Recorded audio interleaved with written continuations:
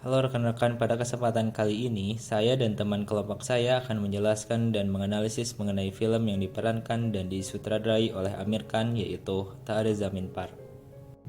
Dalam film Tak Ada Zamin Par mengisahkan seorang anak bernama Ishan.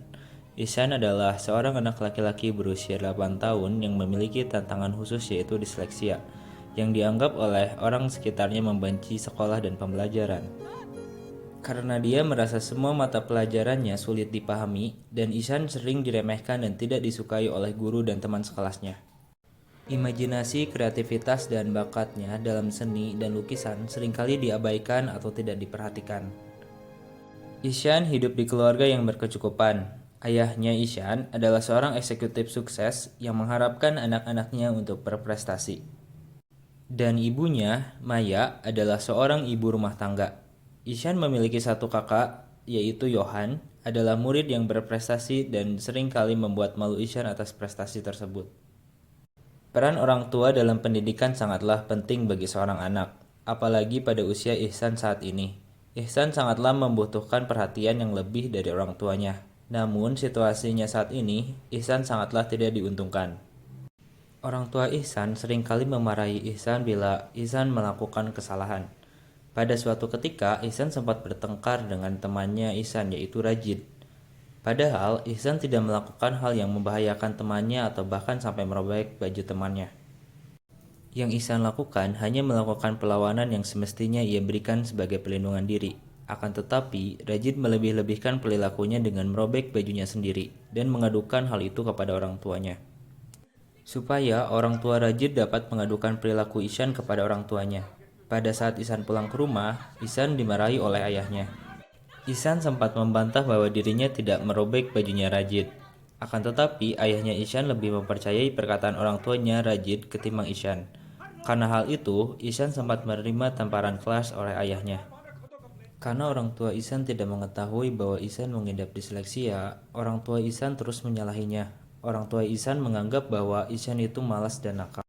Terlepas dari lingkungannya di rumah, di sekolah, Ihsan tidak dapat mengikuti pelajarannya dengan baik. Guru-guru dan teman-teman Ihsan sangat tidak mengerti akan perilaku Ihsan. Suatu ketika, pada saat pelajaran bahasa Inggris, di mana Ihsan diperintah untuk membaca sebuah kalimat, Ihsan tidak dapat membacanya karena menurutnya huruf-huruf di bukunya itu seperti menari-nari. Karena memang seperti itu hal yang dilihat Ihsan sebagai pengidap disleksia. Namun, gurunya mengira Ihsan hanya beralasan saja, dan gurunya terus memaksa Ihsan untuk membaca kalimat pada buku itu. Karena tidak tahan dibentak, pada akhirnya hal yang dilakukan Ihsan hanyalah ngedumel tidak jelas. Dan hal itu membuat Ihsan dikeluarkan dari kelasnya. Guru-guru dan teman-temannya di sekolah menganggap Ihsan sebagai orang yang nakal dan bodoh. Pada suatu ketika, temannya bertanya apakah Ihsan sudah mengerjakan tugas matematikanya dan apakah hasil ujiannya telah ditandatangani oleh orang tuanya. Ihsan yang hanya bisa terdiam diolok-olok oleh temannya, karena dia sudah tahu pasti akan dikeluarkan lagi dari kelasnya. Sehingga pada saat itu, Ihsan memilih untuk keluar kelas dan pergi berkeliling keluar sembari menunggu kepulangan sekolah. Di malam hari, Ihsan membangunkan kakaknya dan memohon untuk dibuatkan surat keterangan bahwa Ihsan tidak masuk kelas. Namun, hal tersebut pada akhirnya diketahui oleh ayahnya. Hal itu membuat ayahnya sangatlah marah, dan Ihsan lagi-lagi harus dimarahi dan dipukul oleh ayahnya. Pada suatu ketika, orang tuanya dipanggil ke sekolah. Guru-gurunya memberitahu kepada orang tuanya betapa bodoh dan nakalnya Ihsan. Setelah mengetahui hal itu, orang tua Ihsan memutuskan untuk mengirimnya ke sekolah asrama. Ihsan sempat memohon kepada orang tuanya untuk tidak mengirimnya ke sekolah asrama. Namun, hal itu tidak mengubah keinginan orang tuanya, terutama ayahnya yang bersikeras ingin mengirim Ihsan ke sekolah asrama. Di sana, Ihsan sering melamun dan menangis seakan tidak percaya bahwa dia jauh dari keluarganya. Apalagi, ia menganggap bahwa nasib yang dialaminya saat ini adalah sebuah bentuk hukuman karena kenakalannya. Pada saat Ihsan dipindahkan ke sekolah barunya, Ihsan masih mendapatkan bulian dari guru dan teman-temannya karena tidak ada yang paham terhadap Ihsan yang mengidap disleksia. Di sekolah asrama ini, Ihsan seperti terpenjara di dalam lingkungan yang tidak mendukung. Setiap harinya, Ihsan hidup dengan bulian dan kemarahan. Terlebih ibu dan kakaknya yang memberikan kasih sayang terhadapnya sudah tidak ada. Hal itu pun membuat Ihsan stres dan tertekan. Bahkan kehadiran keluarga Ihsan setiap hari Sabtu dan Minggu pun ketika keluarganya menjenguk tidak dapat mengobati kemarahan Ihsan yang kerap dipanggil bodoh dan idiot. Pemahaman anak mengenai sintaksis, bagaimana kata dirangkai untuk menjadi frasa atau kalimat, menjadi semakin canggih seiring dengan bertambahnya usia. Mayoritas anak usia 8 tahun dapat menginterpretasikan kalimat pertama, dan pada usia 9 tahun semua anak dapat melakukannya secara benar.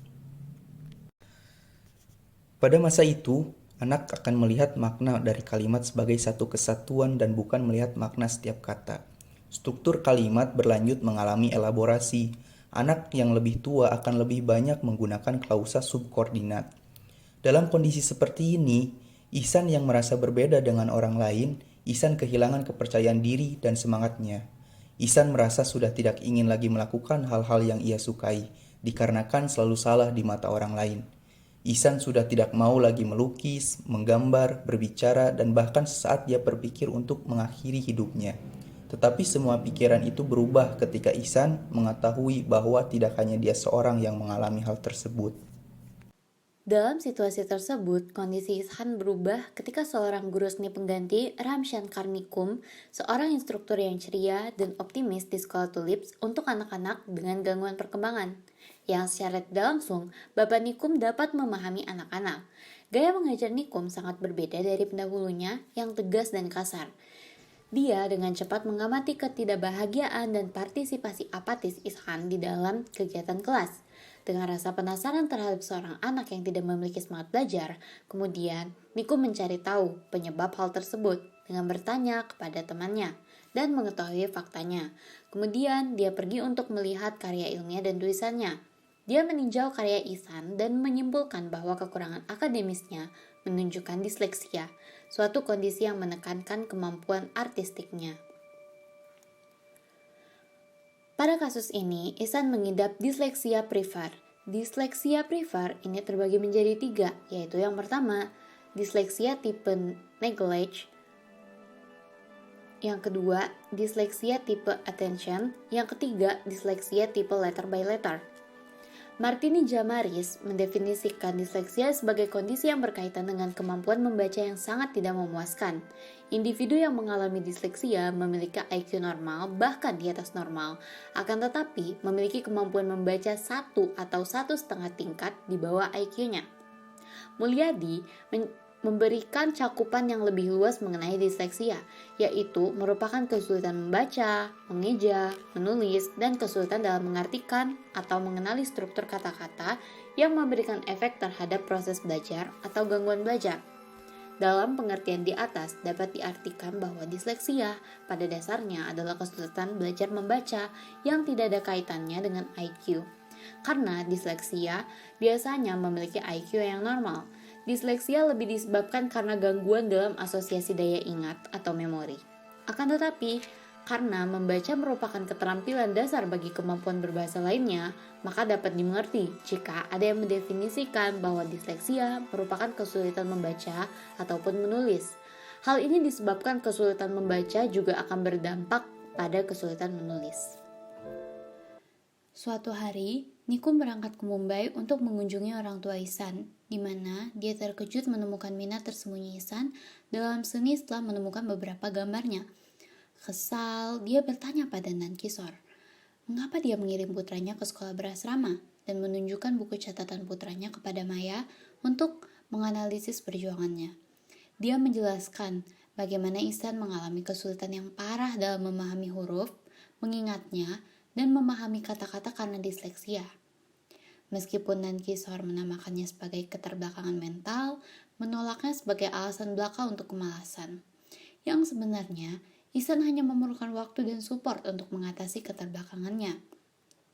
Frustasi dengan penjelasannya yang kasar dan tidak akurat tentang kondisi Ihsan, ayahnya selalu membandingkan Ihsan dengan kakaknya yang selalu juara kelas, dan Pak Nikum sudah memberitahu bahwa Ihsan lebih menonjol di dalam bidang seni seperti melukis dan dia mempunyai bakat yang luar biasa di sana.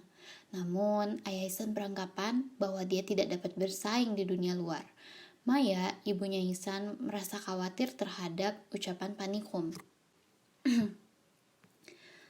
Dalam kondisi ini, ahli teori pemrosesan informasi menganggap ingatan sebagai sebuah sistem kearsipan yang memiliki 3 langkah: pengodean, penyimpanan, dan pengembalian kembali.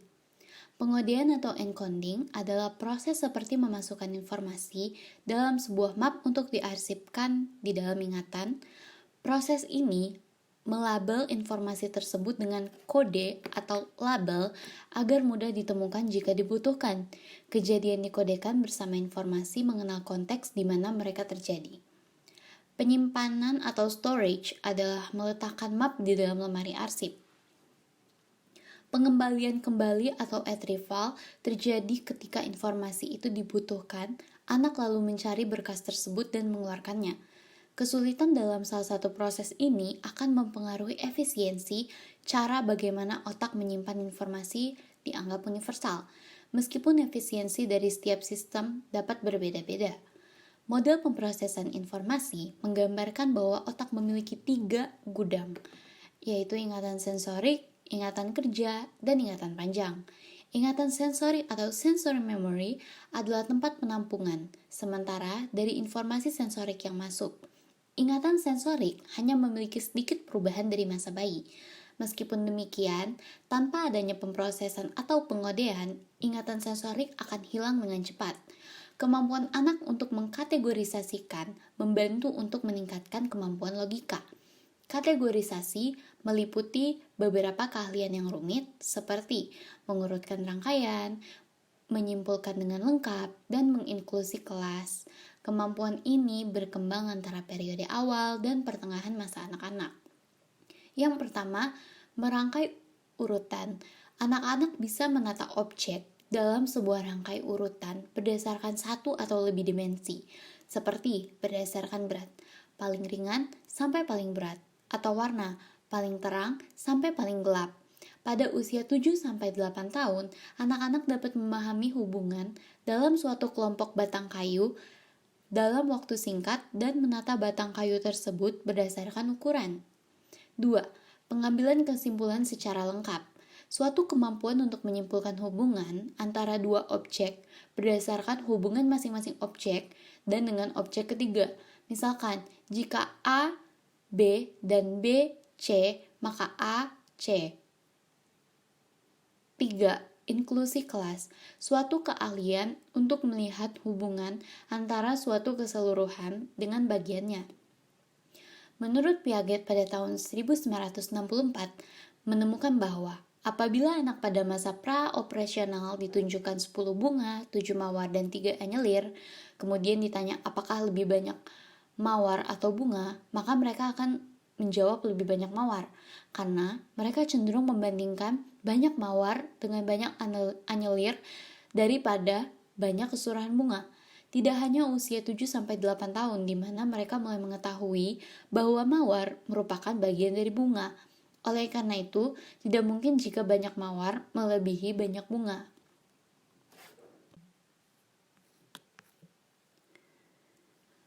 Ihsan sangat sulit untuk membedakan huruf-huruf. Bagi dia, huruf-huruf bagaikan sekumpulan laba-laba beracun yang menyeramkan.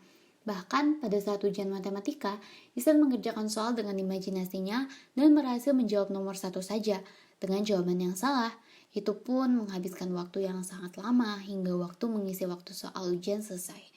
Kemajuan dalam pemikiran simbolis diiringi dengan timbulnya pemahaman mengenai ruang, hubungan sebab akibat, identitas kategorisasi, dan angka. Beberapa pemahaman ini sudah ada pada masa bayi dan batita. Sebagian lain mulai berkembang pada masa kanak-kanak awal, tetapi belum tumbuh sempurna sampai masa kanak-kanak tengah. Berkaitan pula dengan memori, dalam hal disleksia, penggunaan bahasa pun menjadi kunci utama seorang anak agar bisa memahami lingkungan sekitar. Dan untuk membantu dia bisa survive di kehidupannya, Ihsan bahkan tidak bisa melempar bola dengan benar. Ihsan tidak bisa memfokuskan dan merefleksikan lemparannya dengan tepat. Dalam hal ini, area utama dalam perkembangan linguistik selama masa sekolah adalah area pragmatik. Praktik penggunaan bahasa untuk berkomunikasi. Pragmatik terdiri atas keterampilan percakapan dan keterampilan bercerita. Ihsan juga sangat sulit memfokuskan terhadap sesuatu, sehingga dia tidak bisa mengkancingkan bajunya sendiri. Pemakai dasi pun dalam pembelajaran sangat sulit untuk memahami pembelajaran bersama guru dan orang tuanya. Menurut Piaget, pada usia 7 tahun, anak-anak akan memasuki tahap operasional konkret ketika mereka bisa menggunakan operasional mental, seperti penalaran untuk menyelesaikan suatu permasalahan yang konkret atau aktual. Anak dapat berpikir secara logis karena mereka dapat menggunakan banyak aspek situasi ke dalam suatu pertimbangan. Namun, bagaimanapun juga, kemampuan berpikir mereka masih terbatas pada situasi nyata, di sini dan sekarang. Menurut Piaget, anak pada tahap operasional konkret hanya menggunakan penalaran induktif, dimulai dengan observasi mengenai sebagian anggota kelas dari manusia, hewan, objek, atau peristiwa. Mereka menggambarkan kesimpulan kelas tersebut dengan menyeluruh. Penalaran induktif bersifat sementara karena masih ada kesempatan untuk munculnya informasi baru yang tidak mendukung kesimpulan tersebut. Penalaran deduktif yang dipercayai Piaget tidak akan berkembang sampai awal masa remaja dan dimulai dengan pernyataan umum atau premis mengenai sebuah kelas dan mengaplikasikannya pada sebagian kelas tersebut. Jika premis benar pada seluruh anggota kelas dan hasilnya sesuai, maka kesimpulannya benar. Pada kasus ini, anak-anak yang mengalami disleksia di bidang akademik, anak akan mengalami kesulitan belajar, meliputi kesulitan membaca, menulis, dan berhitung. Dan gangguan belajar anak adalah masalah yang mempengaruhi kemampuan otak untuk menerima, memproses, menganalisis, atau menyimpan informasi, memperlambat perkembangan akademik anak. Tanda-tanda disleksia menurut Hargio 2012, yaitu 1. Kesulitan mengenali huruf atau mengejanya. 2. Kesulitan membuat pekerjaan tertulis secara terstruktur, misalnya esai. 3. Huruf tertukar-tukar, misalnya B tertukar dengan D, P tertukar dengan Q, M tertukar dengan W, S tertukar dengan Z. Keempat, membaca lambat-lambat dan terputus-putus dan tidak tepat, misalnya menghilangkan atau salah baca kata penghubung di, ke, pada, mengabaikan kata awalan pada waktu membaca, contoh menulis dibaca sebagai tulis. Yang kelima, daya ingat jangka pendek yang buruk. 6. Kesulitan memahami kalimat yang dibaca ataupun didengar. 7. Ketika mendengar sesuatu, rentang perhatiannya pendek. 8. Kesulitan dalam mengingat kata-kata. 9. Kesulitan dalam diskriminasi visual. 10. Kesulitan dalam persepsi spatial. 11. Kesulitan mengingat nama-nama. 12. Kesulitan atau lambat mengerjakan PR. 13. Kesulitan memahami konsep waktu. 14. Kesulitan membedakan huruf vokal dengan konsonan. 15. Kebingungan atas konsep alfabet dan simbol. 16. Kesulitan mengingat rutinitas aktivitas sehari-hari. 17. Kesulitan membedakan kanan dan kiri. Berbagai riset teori menjelaskan beberapa penyebab disleksia. Berikut penjelasannya. Yang pertama, biologis. Di antara yang termasuk dalam kesulitan membaca yang disebabkan oleh faktor biologis, yaitu riwayat keluarga yang pernah mengalami disleksia, kehamilan yang bermasalah, serta masalah kesehatan yang cukup relevan. Yang kedua, faktor kognitif. Kognitif yang dijadikan sebagai penyebab disleksia diantaranya yaitu pola artikulasi bahasa dan kurangnya kesadaran fonologi pada individu yang bersangkutan. Ketiga, perilaku. Faktor perilaku yang dapat dijadikan sebagai faktor penyebab disleksia yaitu masalah dalam hubungan sosial, stres yang merupakan implikasi dari kesulitan belajar, serta gangguan motorik. Mengetahui apa yang harus dilakukan, Niku mengembalikan kembali semangat hidup Ihsan. Dengan cara pendekatan yang begitu akurat, Niku berhasil mengembalikan kepercayaan diri dan semangatnya. Setelah berbagai hal dipikirkan olehnya, kemudian dia mengangkat topik disleksia di kelas dengan menawarkan daftar orang terkenal yang menderita disleksia. Setelah itu, dia menghibur Ihsan dengan mengatakan kepadanya bagaimana dia berjuang sebagai seorang anak yang juga menghadapi masalah serupa, yaitu disleksia. Pelajaran panikum pada waktu itu membuat kepercayaan diri Ihsan bangkit dan bergairah untuk menjalani hari-harinya di asrama.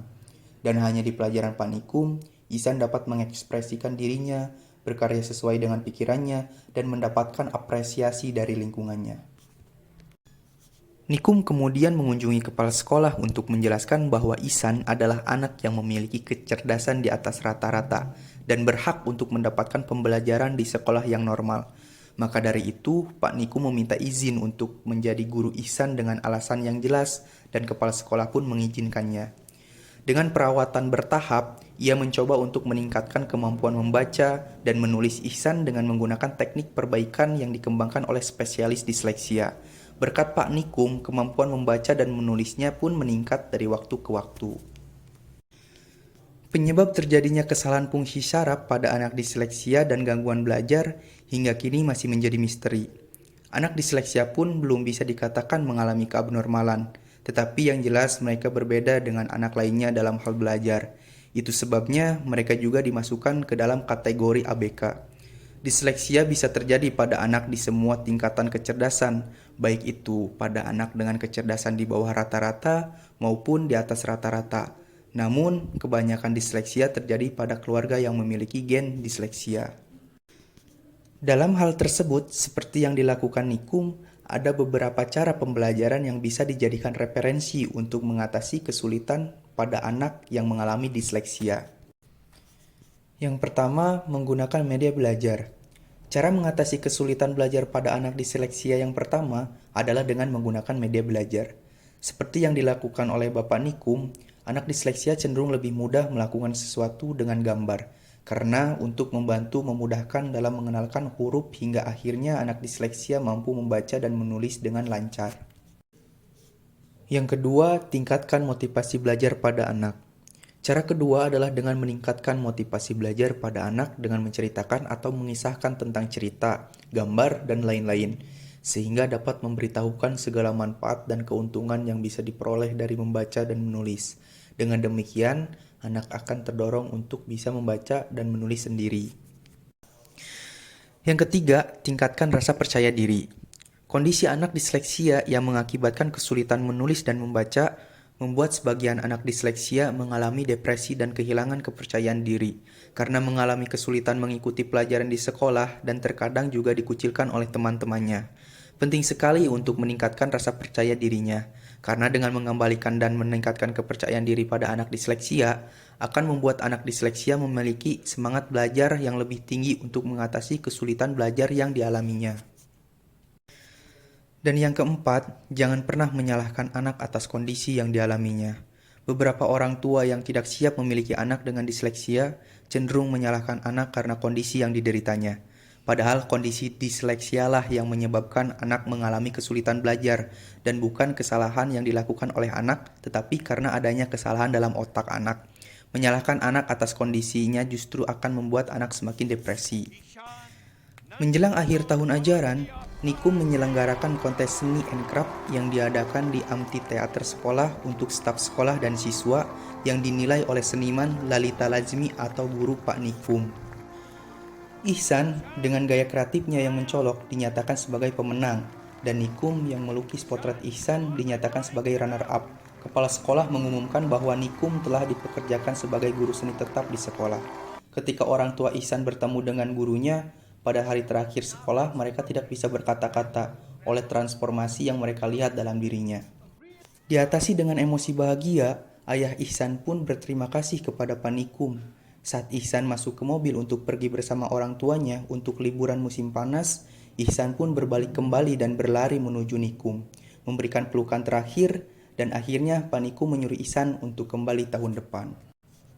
Pada film ini dapat disimpulkan bahwa peran penting dalam pendidikan tidak hanya menganggap semua anak itu sama, khususnya bagi orang tua dan guru tidak bisa membeda-bedakan anak dengan keadaan bodoh dan pintarnya saja tanpa melihat potensi yang anak miliki.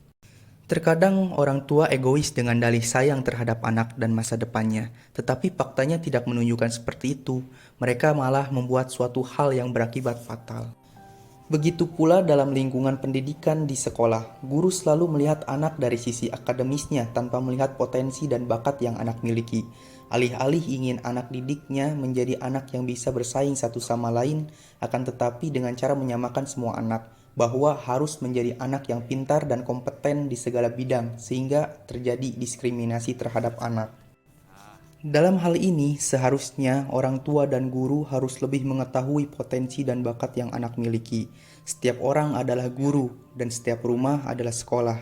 Kita hanya tinggal memilih, ibarat sebuah ikan, kita lebih ingin dimasukkan ke dalam akuarium atau berenang bebas di lautan.